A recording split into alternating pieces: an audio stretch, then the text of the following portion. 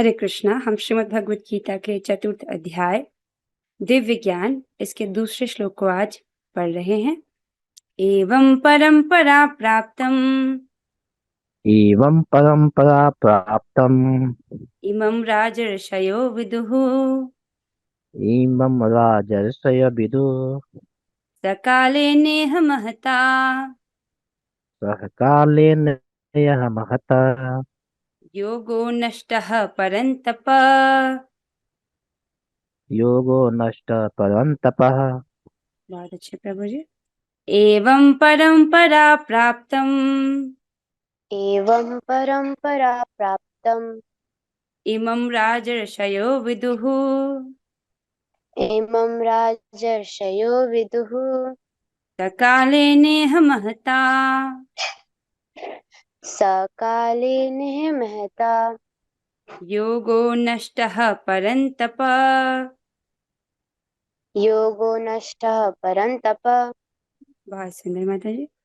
एवं परंपरा प्राप्तम एवं परंपरा प्राप्तम् इमं राजर्षयो विदुः इमं राजर्षयो विदुः सकाले नेह महता सकाले नेह महता योगो नष्टः परन्तप। योगो नष्टः परन्तप। बहुत सुंदर नंदिनी जी, अच्छा कहा आपने। तो इस श्लोक में भगवान कह रहे हैं, इस प्रकार यह परम विज्ञान गुरु परंपरा द्वारा प्राप्त किया गया और राजर्षियों ने इसी विधि से इसे समझा, किंतु कालक्रम में यह परंपरा छिन्न हो गई, अतः यह विज्ञान यथा रूप में लुप्त हो गया लगता है। कमिंग बैक हियर, एवं परंपरा प्राप्तम, इस प्रकार गुरु परंपरा से प्राप्त किया गया। क्या प्राप्त किया गया? ये भगवत गीता का दिव्य ज्ञान, राइट। और इमं राजर्षयो विदुः, तो जो राज ऋषि हैं, राइट, उनको ये दिया गया। राज ऋषि अर्थात जो राजा हैं, शासन संभालते हैं, और शासन संभालते हुए भी वो इस दिव्य ज्ञान को जानते हैं, राइट। वो सारे राज ऋषि जो अपने सारे कर्तव्य को करता है राजा के रूप में, लेकिन वो भोगों में नहीं पड़ा है, इसलिए इसको राज ऋषि कह रहे हैं।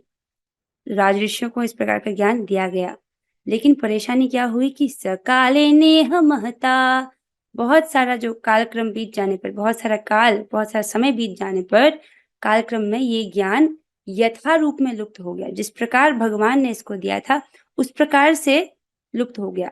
ऐसा कैसे हुआ होगा? लोगों ने इसको चेंज कर दिया, अपनी व्याख्याएं, अपनी स्वार्थपूर्ण व्याख्याएं उसमें घुसा दी। इससे जो भगवत गीता का जो मर्म है ओरिजिनल स्वरूप में, उस प्रकार वो नहीं रहा। ठीक है। योगो नष्टः परंतपः, परंतप कहकर वो अर्जुन को संबोधित कर रहे हैं, अर्थात जो शत्रुओं को ताप देने वाले हैं, राइट। शत्रुओं को दमन करने वाले, शत्रुओं को तपाने वाले, परंतप। इस शब्द को हमने अध्याय 1 में भी सुना था। वो भगवान अर्जुन को बोल रहे थे परंतप कह के कि आप तो शत्रुओं को तपाने वाले हैं, आपको क्यों संताप हो रहा है, राइट। ऐसे पूछते हैं उनको। आगे चलते हैं। श्लोक का लिंक बहुत स्पष्ट है, पिछले श्लोक में आपने पढ़ा है। भगवान कहते हैं, भगवान श्री कृष्ण ने कहा, मैंने इस अमर योग विद्या का उपदेश सूर्यदेव विवस्वान को दिया, और विवस्वान ने मनुष्यों के पिता मनु को उपदेश दिया, और मनु ने इसका उपदेश इक्ष्वाकु को दिया। तो इस प्रकार से ये जो ज्ञान है मानव समाज में लगभग 20 लाख वर्ष पहले आया।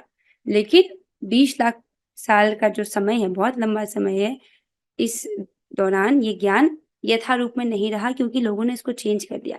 इसलिए भगवान ने इस परंपरा को दोबारा स्थापित किया, अर्जुन को ये ज्ञान दोबारा दिया 5000 वर्ष पहले, राइट। देखिए भगवत गीता का मर्म क्या है। भगवत गीता का मर्म है कि मन मना भव मद भक्तो मदिया जीमाम नमस्कुरु। सो ये भगवान ने बोली है, भगवान श्री कृष्ण ने बोली है। और जो भगवत गीता को यथा रूप में ग्रहण करता है वो भगवान का भक्त बनता है, क्योंकि भगवान ने परम कुशी ज्ञान, जो कि अध्याय 9 है, right, like the Bhagavad Gita के बीच में रखा है उस बात को, अध्याय 9 में परम कुशी ज्ञान में, राइट। और उसमें ये भगवान ये इंस्ट्रक्शन देते हैं, मन मना भव मत भक्तो मदिया जीवाम नमस्कुरु मामे वैश्यसि सत्यम ते प्रति जाने प्रियोस्मि मे। तो भगवान कहते हैं सदैव मेरा चिंतन करो, मेरे भक्त बनो, मुझे नमस्कार करो और मेरी पूजा करो। इस प्रकार तुम निश्चित रूप से मेरे पास आओगे, राइट? क्योंकि तुम मेरे परम प्रिय मित्र हो। इस प्रकार से वो अर्जुन को कहते हैं। तो जो भगवत गीता को यथारूप में ग्रहण कर रहा है वो इन 4 इंस्ट्रक्शन का पालन करेगा। तो जब व्यक्ति इन 4 इंस्ट्रक्शंस का पालन करेगा तो वो कैसा होगा? वो भगवान का भक्त बन जाएगा, है कि नहीं? तो इस जगत में जो लोग कह रहे हैं कि हमने भगवत गीता पढ़ी है और वो भक्त नहीं बने हैं, आप उनको उनके आचरण से ट्रेस कर सकते हो, राइट? वो भक्त नहीं बने, इसका मतलब क्या है? उन्होंने भगवत गीता नहीं पढ़ी, वास्तविक भगवत गीता नहीं पढ़ी। जो असली भगवत गीता पढ़ता है वो भगवान का असली भक्त बन जाता है कि नहीं? इसीलिए जब हम भगवत गीता को पढ़ते हैं हमको इसको सुनना भी भक्त से ही चाहिए। देखिए इस जगत में बहुत सारी प्रतियां मौजूद हैं, बहुत सारे लोग हैं जिन्होंने भगवत गीता पर टीकाएं लिखी हैं, राइट? लेकिन भगवत गीता के ज्ञान को तो हम केवल भक्त से ही समझ सकते हैं, एक शुद्ध भक्त ही इसको समझा सकता है। तो हम प्रभुपाद जी से इसको समझते हैं, यहाँ पर प्रभुपाद जी के तात्पर्यों से हम इसको समझने का प्रयास करते हैं, राइट? सांसारिक लोगों की व्याख्याएं हमको नहीं सुननी चाहिए क्योंकि उनको ये यथारूप में समझ आता ही नहीं। आगे चलते हैं। तो गुरु परंपरा में प्राप्त किया जाता है। अब चलिए हम तात्पर्य की ओर चलते हैं। अनुवाद और तात्पर्य कृष्ण कृपा मूर्ति श्री श्रीमद एसी भक्ति वेदांत स्वामी प्रभुपाद द्वारा। प्रभुपाद जी हमें कह रहे हैं, यहाँ स्पष्ट कहा गया है कि गीता विशेष रूप से राज ऋषियों के लिए थी क्योंकि वे इसका प्रयोग प्रजा के ऊपर शासन करने में करते थे, राइट? अब यहाँ पर नेगेटिव में नहीं लेना चाहिए कि शासन करने के लिए। देखिए जनता बहुत मासूम होती है, उनको नहीं पता होता कि क्या करना है। जनता इस प्रकार से शास्त्र श्रवण करने में रुचि नहीं रखती है। मैं आम जनता की बात कर रही हूँ, आप लोग की बात नहीं कर रही हूँ। आप लोग तो बहुत चुने हुए लोग हैं, राइट? भगवान कहते हैं हजारों में से कोई एक विरला होगा जिसको इस दिव्य ज्ञान की जिज्ञासा होगी, राइट? तो आप तो खास हैं। मैं वो आम जनता की बात कर रही हूँ। वो लोग मासूम होते हैं, उनको नहीं पता होता है क्या उनके लिए उचित है क्या अनुचित है, राइट? इसीलिए एक योग्य व्यक्ति चाहिए, राइट? एज राजा, एज लीडर, जो उनको सही दिशा की ओर अग्रसर करे। अगर ऐसा नहीं करेंगे तो क्या होगा? वो काम रूपी शत्रु के द्वारा वो सभी पराजित हो जाएंगे और जिसका परिणाम क्या है कि सभी भवकूप में वापस गिरेंगे। जैसे कि हमने वो सीक्वेंस सुना था, राइट? पहले काम से क्रोध होता है, क्रोध से मोह होता है, मोह से स्मरण शक्ति भ्रमित हो जाती है, व्यक्ति की बुद्धि, आत्म साक्षात्कार विषयक बुद्धि नष्ट हो जाती है और इस प्रकार से वो पुनः भवकूप में गिरता है। अगर हम लोगों को ये नहीं सिखाएंगे तो वो भवकूप में ही गिरेंगे बार बार। इसीलिए एक योग्य निर्देशन की आवश्यकता है। इसलिए ये जो ज्ञान है वो राजर्षियों को दिया गया ताकि वो प्रजा को सही तरीके से आध्यात्मिक ज्ञान की ओर अग्रसर कर सके। निश्चय ही भगवत गीता कभी भी आसुरी पुरुषों के लिए नहीं थी, राइट? और वैसे भी आसुरी पुरुष इस ज्ञान को समझ ही नहीं सकते हैं। जैसे कि हम अध्याय 1 में पढ़ते हैं, जब हम उस अध्याय के अंतिम श्लोक में हम सीखते हैं कि भगवत गीता को सुनने की योग्यता क्या है? शम, दम, तितिक्षा, उपरति और गुरु के वचनों में श्रद्धा, राइट? अर्जुन में ये सभी गुण हैं, इसलिए वो इसको समझने के योग्य विद्यार्थी हैं। तो इसका मतलब क्या है कि अपनी इंद्रियों का संयमन, अपने मन का संयमन, राइट? और क्या होना चाहिए व्यक्ति को? सहिष्णु, सहनशील होना चाहिए व्यक्ति, और गुरु के शब्दों में वो श्रद्धा करे और उसका हृदय कैसा हो? कोमल हो। वेरी इंपॉर्टेंट, उसका हृदय कोमल होना चाहिए। तो दुर्योधन जैसे व्यक्तियों के लिए नहीं है ये ज्ञान, राइट?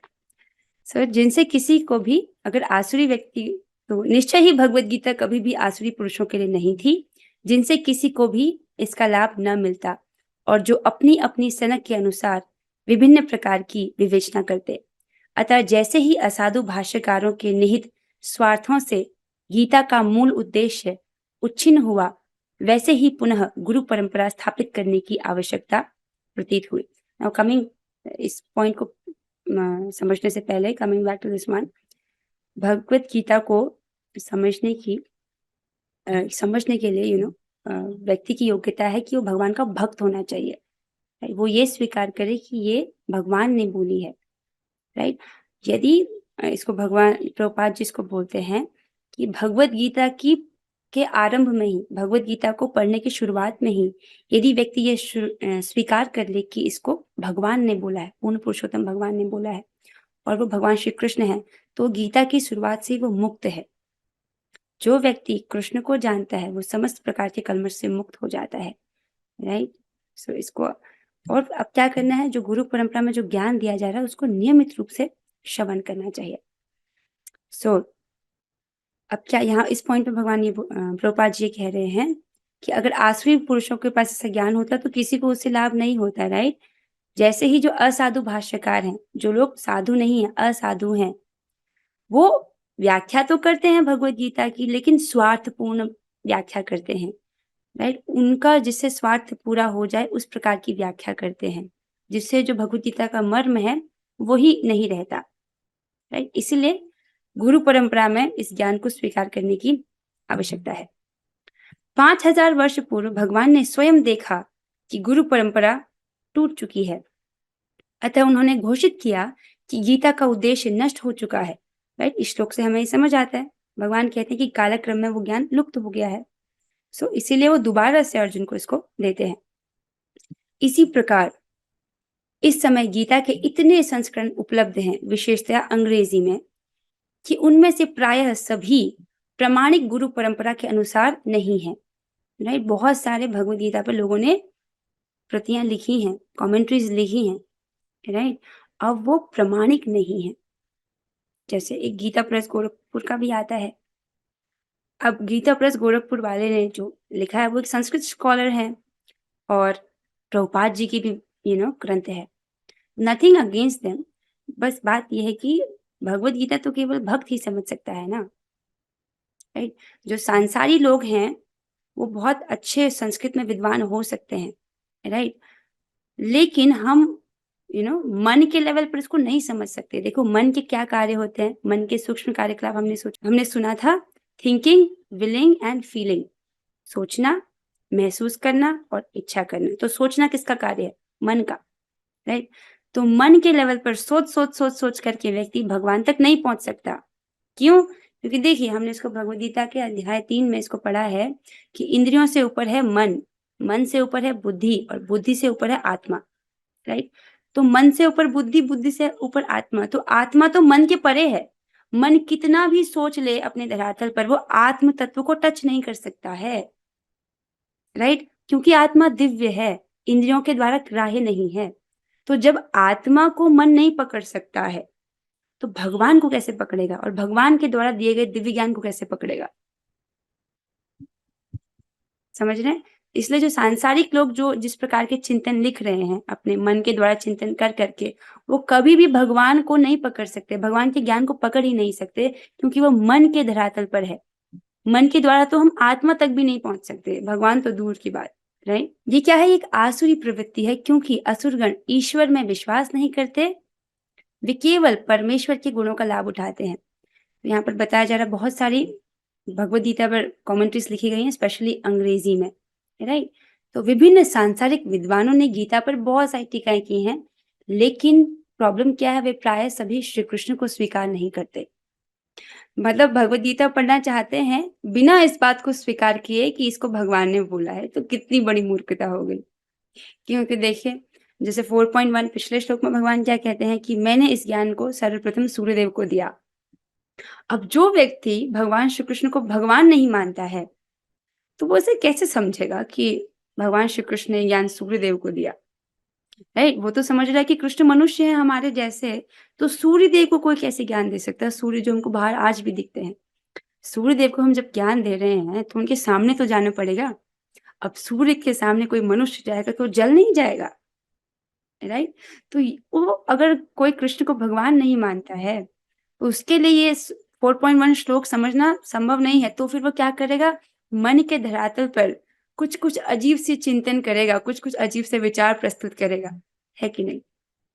इन भक्तों के लिए सहज है। भक्त तो जानते हैं कि भगवान का एक अंश है महाविष्णु, वो अपने रोम कूपों से अनेक अनेक ब्रह्मांडों को प्रकट कर देते हैं, तो उनके लिए क्या असंभव है? देखिए ना, एक छोटा सा बच्चा माँ के गर्भ में है, उसके लिए भी भगवान भोजन की व्यवस्था कर देते हैं, कुछ भी कर सकते हैं भगवान। और जैसे ही बच्चा पैदा होता है उसके दूध की व्यवस्था भी कर देते हैं भगवान, कुछ भी कर सकते हैं भगवान। आगे चलते हैं। सो इस प्रकार के जो लोग हैं ये आसुरी प्रवृत्ति है, क्योंकि ये भगवान असुर जो है वो कभी भी भगवान के सुर में सुर नहीं मिलाते, भगवान के अनुसार नहीं चलते हैं। आगे चलते हैं। So I hope this is getting clear कि ये जो सांसारिक लोग हैं भगवान ये भगवत गीता समझने का प्रयास करते हैं, और क्योंकि ये मन के धरातल से उनको समझने का प्रयास करते हैं, और मन के धरातल में भगवान पकड़ में नहीं आ सकते हैं, क्योंकि मन का कार्य है सोचना, महसूस करना और इच्छा करना, राइट। मन से परे बुद्धि, बुद्धि से परे आत्मा, राइट। आत्मा कैसा है? दिव्य तत्व है, दिव्य है, राइट। भगवान भी कैसे है? दिव्य है। भगवान की भगवत गीता कैसी है? दिव्य है। तो मन के परे आत्मा है, तो ये जो दिव्य ज्ञान भगवान ये तो पकड़ में ही नहीं आ सकता। कैसे पकड़ में आएगा ये? जब हम अपनी बुद्धि के द्वारा परंपरा में इस ज्ञान को स्वीकार करेंगे यथावत, राइट। बोल दिया है कि भगवान कौन है? पूर्ण पुरुषोत्तम भगवान श्री कृष्ण है। अच्छा ठीक है, ओके, आपने स्वीकार कर लिया, राइट। सो इस प्रकार से ज्ञान समझ आता है। या जो लोग दूसरे तरीके से प्रयास करना चाहते हैं कि नहीं हम सोचेंगे अपने लेवल पर धरातल पर चलते रहेंगे, भगवान इसको बोलते हैं कि कई जन्मों के बाद वो इस निष्कर्ष पर आते हैं कि पूर्ण पुरुषोत्तम भगवान भगवान श्री कृष्ण है। तो बुद्धिमान व्यक्ति परंपरा में ज्ञान को स्वीकार करता है यथावत रूप से, ओके। और जैसे जैसे आप इसमें ये एक ज्ञान नहीं है, ये विज्ञान है। इसका मतलब जैसा जैसा बोला जा रहा है अगर आप उसे वैसा वैसा करेंगे तो आपको जो प्रॉमिस्ड रिजल्ट है वो अनुभव होगा। आप ये जान सकते हो कि ये सब सत्य है, क्योंकि जो जो लिखा रहता है उसको आप अपने जीवन में घटित होते हुए देखते हैं, राइट। ये भी एक तरीका, आप इसे अनुभव कर सकते हैं अपने जीवन में। आगे चलते हैं। अतएव अंग्रेजी में गीता के एक संस्करण की नितांत आवश्यकता थी जो परंपरा गुरु परंपरा से प्राप्त हो। प्रस्तुत प्रयास इसी आवश्यकता की पूर्ति के उद्देश्य से किया गया है। भगवत गीता यथारूप मानवता के लिए महान वरदान है, किंतु यदि इसे मानसिक चिंतन द्वारा समझा जाए तो यह समय का अपव्यय होगा। अगर कोई मानसिक चिंतन मन के धरातल पर सोचता रहे कि भगवान ऐसे मतलब ये लिखा होगा, वो लिखा होगा, ये लिखा, इस प्रकार से कोई इसको समझने का प्रयास करेगा तो वो समय का अपव्यय है, मतलब समय की बर्बादी है, राइट। आप इसको समझ रहे हैं? तो प्रभुपाद जी बता रहे हैं कि अंग्रेजी में इस प्रकार से कोई भाष्य उपलब्ध नहीं था भगवत गीता पर जो कि परंपरागत हो, राइट, गुरु परंपरा से हो। इसीलिए उन्होंने ये विनम्र प्रयास किया इसको प्रस्तुत करने का। कितना अच्छा ना, इससे सबको लाभ मिलता है। आज पूरे दुनिया भर में लोग इसको पढ़ते हैं। सो उन्होंने कहा कि भगवत गीता मानवता के लिए महान वरदान है। केवल इसके श्रवण मात्र से व्यक्ति जो है ये कर्म बंधन से मुक्त हो जाता है। जो व्यक्ति भगवत गीता का गंभीरता से श्रवण करता है, भगवान की कृपा से उसके पूर्व जन्मों का दुष्प्रभाव उस पर नहीं पड़ता। गीता महात्म्य में ऐसा बोला गया है, राइट। और भगवान कहते हैं ये उनका अव्यय ज्ञान है, राइट। इसमें सारा ज्ञान है। अगर आपने ये एक अच्छे से समझ लिया, ये एक ग्रंथ अच्छे से समझ लिया, यही सारे शास्त्रों का सारे उपनिषदों का सार है। तो आपको सारी चीजें पढ़ने की आवश्यकता नहीं है, बस एक ग्रंथ को अच्छे से पढ़ लीजिए। वैसे भी ये आध्यात्मिक जीवन का फाउंडेशन है, इसको तो अच्छे से पढ़ना ही है। पहले भगवत गीता पढ़ने को बोला जाता है, फिर श्रीमद् भागवतम और फिर चैतन्य चरितामृत, राइट। भगवत गीता में हम जो ऑथर हैं उनके बारे में पढ़ते हैं। ऑथर कौन है? भगवान श्री कृष्ण। उन्होंने क्या बोला, तो जब हम उनकी बातों को पढ़ते हैं, राइट, उनकी बातें हमारे जीवन को परिवर्तित करती हैं। जब हम विनम्र भाव से श्रवण करते हैं तो उनकी बातें हमारे जीवन को परिवर्तित करते। विनम्र भाव से सुनने का अर्थ होता है व्यक्ति ये समझता है कि मैं अपने प्रयासों से सफल नहीं हो रहा हूँ, राइट। मैं अपने प्रयासों से इस जगत में ही फंसा हूँ, इसलिए मुझे अब सुनने की जरूरत है गुरु के माध्यम से ठीक ठीक ज्ञान, क्योंकि मुझे नहीं पता है। तो व्यक्ति स्वीकार करता है कि मैं मूर्ख हूँ, राइट, और मुझे वास्तविक ज्ञान सुनने की आवश्यकता है। जैसे एक बच्चा है, पहली क्लास में आ रहा है, टीचर से सुन रहा है, तो अगर वो हर बात में टीचर से क्वेश्चन करे, वो टीचर ए के बाद बी ही क्यों आता है, बी पहले क्यों नहीं आ सकता? दैट इज नॉट विनम्रता। विनम्रता इज टीचर ने बोला ए बी सी तो आप बच्चा सीखता है A B C, that is विनम्रता, राइट। उसको नहीं पता, बच्चे को पता मुझे नहीं पता, वो सुन रहा है जैसे जैसे टीचर ने बोला, राइट। तो विनम्र भाव से हमको इसको श्रवण करना चाहिए। और ये इतना बड़ा गुण है विनम्र भाव से सुनना, कि जो व्यक्ति भगवान की कथा को विनम्र भाव से सुनता है, वो अजित भगवान जो जीते नहीं जा सकते, उनको जीत लेता है। और मैं देख रही हूँ आप किस प्रकार हर दिन नियमित रूप से इसका श्रवण करें, which is very very nice. जो लोग नियमित रूप से नहीं कर पा रहे, प्रयास कीजिए, ये बहुत अच्छी बात है, आप इसको अच्छे से समझने का प्रयास कीजिए। अब इसके साथ जो है ये टीका यहाँ पर समाप्त होती है। यदि किसी भक्त का कोई प्रश्न है तो आप पूछिए। श्री भगवान तो सर्वशक्तिमान है, तो फिर वह इस ज्ञान की परंपरा को नष्ट ही क्यों होने देते हैं? ओके, भगवान ने सबको फ्री विल दी है, राइट? तो जीवात्मा भगवान का अंश है, उसके पास अंश मात्रा में स्वतंत्रता है, राइट? तो अब वो उस स्वतंत्रता का सदुपयोग भी कर सकता है और दुरुपयोग भी कर सकता है। जो भगवान के भक्त हैं, वो तो भगवान की प्रसन्नता हेतु ही कार्य करते हैं, राइट? वो जब भगवत गीता का प्रचार करते हैं, वो चाहते हैं कि वो भगवान की बात को यथावत बोलें, राइट? लेकिन जो अभक्त हैं, राइट, जो भगवान के भक्त नहीं है, जो आसुरी स्वभाव वाले हैं, वो तो भगवान से ऑपोजिट ही चलते हैं। भगवान उनकी फ्रीडम में, उनकी स्वतंत्रता पर विक्षेप नहीं डालते हैं, राइट? तो हर जीवात्मा के पास ही स्वतंत्रता है। तो इस प्रकार से लोगों ने क्या किया, कार्यक्रम में भगवद गीता पढ़ी और उसको समझ नहीं आया, उन्होंने परंपरा में नहीं सुना, अपने मन से चिंतन करते करते, मानसिक चिंतन से उन्होंने मनगढ़ंत तरीके से अपनी स्वार्थपूर्ण व्याख्याएं की, जिस प्रकार से जो यथा रूप में थी वो लुप्त हो गई। इसलिए भगवान इसको दोबारा से स्थापित करते हैं, right? I hope that answers your question. So oh, आपको कुछ दिखाना है? Wait a second. अरे आपने क्या बनाया बेटा, बताओ। अनम्यूट करो अपने आप को। आपने किसको बनाया आपने? जगन्नाथ जी। अच्छा, कोशिश किया, दिखाओ तो सही, अच्छे से दिखाओ। ठीक है ठीक है, आपके जगन्नाथ जी निंजा लग रहे हैं, यू नो। अच्छी कोशिश की आपने। ओके, अब आइए चलते हैं, हम कुछ प्रश्न उत्तर करेंगे। Let's go to the question answer session. 2 ही प्रश्न हैं आज से। जिस भक्त को इसका प्रश्न का उत्तर पता है, आप हाथ खड़ा कीजिएगा। पहला प्रश्न है, क्या मानसिक चिंतन के द्वारा भगवत गीता को समझा जा सकता है? कारण बताते हुए स्पष्ट कीजिए। It's a good question.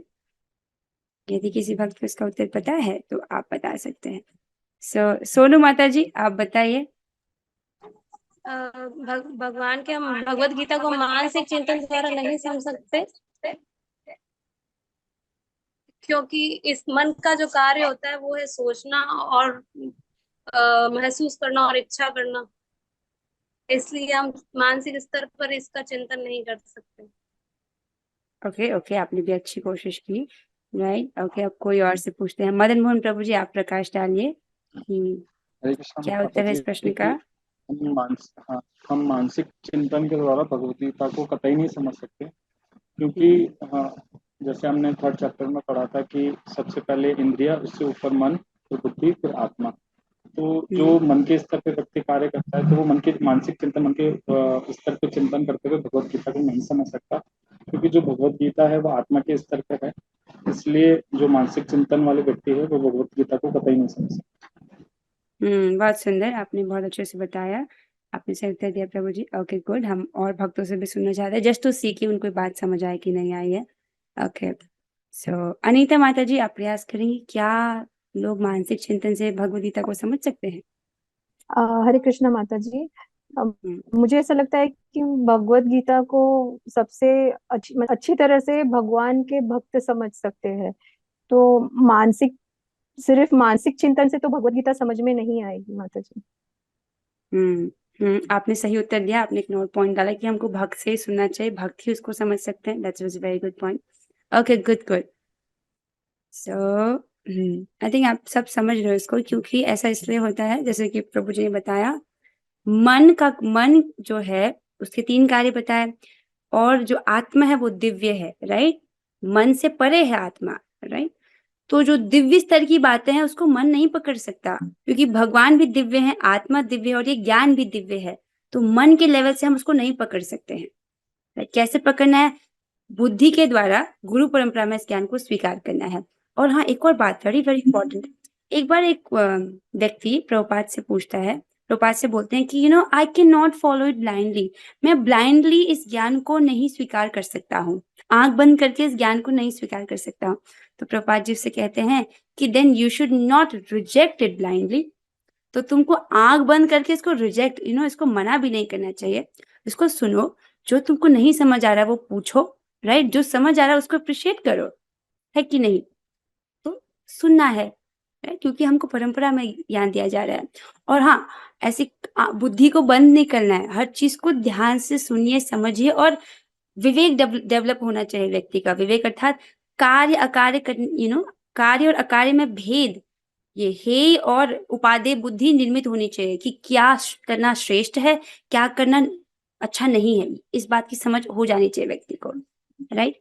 Okay, now coming to the next question. क्या श्री कृष्ण को भगवान स्वीकारे बिना भगवत गीता का मर्म समझा जा सकता है? Oh, that was a very good question. सुनिए, फिर से सुनिए। क्या श्री कृष्ण को भगवत गीता स्वीकारे बिना भगवत गीता का मर्म समझा जा सकता है? तो मर्म के लिए मैं हिंट देना चाहती हूँ, अध्याय 9 परम गुही ज्ञान का वो श्लोक, मन मना भव मत भक्तो। नाउ ओके, एमएल गुप्ता प्रभु जी, हाँ आप बताइए। श्री कृष्ण को भगवान स्वीकारे बिना हम भगवत गीता का मर्म नहीं समझ सकते हैं, क्योंकि भगवत गीता भगवान ने कही है। और जब तक हम ये स्वीकार नहीं करेंगे कि ये भगवत गीता भगवान के द्वारा बोली गई है, तभी हम भगवत गीता के मर्म को स्वीकार करेंगे। भगवान ने जो है हमें इंस्ट्रक्शन दिए हैं कि तुम मुझे हमेशा स्मरण करें, मेरा भक्त बने, मेरा चिंतन करें और मेरे को नमस्कार करें। तो ये जो गीता के मर्म है, इसको हम जब ये मान लेंगे, इस गीता को भगवान ने बोला है और हम इसको यथा रूप में स्वीकार करेंगे, तभी हम गीता का मर्म समझ सकते हैं। यस, बहुत सुंदर उत्तर दिया आपने प्रभु जी। यस, इसको बिना ऐसे स्वीकार किए बिना उसका मर्म ही नहीं समझ सकते। वेरी वेरी नाइस आंसर दिया आपने। देखिए ना, ये जो भगवत गीता का 4.1 है, जिन्होंने सूर्य को ज्ञान दिया, ये तो बिना श्री कृष्ण को भगवान स्वीकारे बिना तो कोई समझ ही नहीं सकता है, राइट। और जो भगवान अपना विराट स्वरूप दिखाते हैं अध्याय 11 में, वो कोई मनुष्य कैसे कर सकता है कि नहीं। बहुत सुंदर उत्तर दिया प्रभु आपने। और एक और बात मैं आप लोगों के साथ शेयर करना चाहूंगी। जब मैं कृष्ण भावना में इतना आई, तो मैंने एक बहुत सुंदर बात सुनी। गुरु ने बहुत सुंदर बात बताई, सुकृष्णदास प्रभु जी ने, जिससे मेरे हृदय को बहुत ठंडक मिली। वो बात थी कि परम सत्य एक व्यक्ति है। ये बात ये मेरे पूरे मनुष्य जीवन में जो मैंने बात सुनी, जिससे मुझे मेरे हृदय को शीतलता अनुभव हुई, वो यही है कि परम सत्य एक व्यक्ति है, राइट। भगवान तो हम सबको पहले से ही अनुभव है कि भगवान है, लेकिन वो कोई हवा पानी कोई नेचर ये नहीं है, वो एक व्यक्ति है। तो जब हम भोग लगाते हैं, हम जब खाना बनाते हैं, उनको भोग अर्पण करते हैं, एक व्यक्ति उनको स्वीकार करता है, right. So this is to know मेरे लिए कि भगवान एक व्यक्ति है। ये सबसे सुंदर बात मुझे लगती है। व्यक्ति मतलब हम उनको प्रसन्न कर सकते हैं। कुछ ऐसे कार्य हैं जिनको करके हम उनको प्रसन्न कर सकते हैं, और कुछ ऐसे कार्य भी होते हैं जिनको करने से भगवान अप्रसन्न हो जाते हैं, जिनको अपराध बोला जाता है, राइट। और भक्त क्या करने का प्रयास करता है?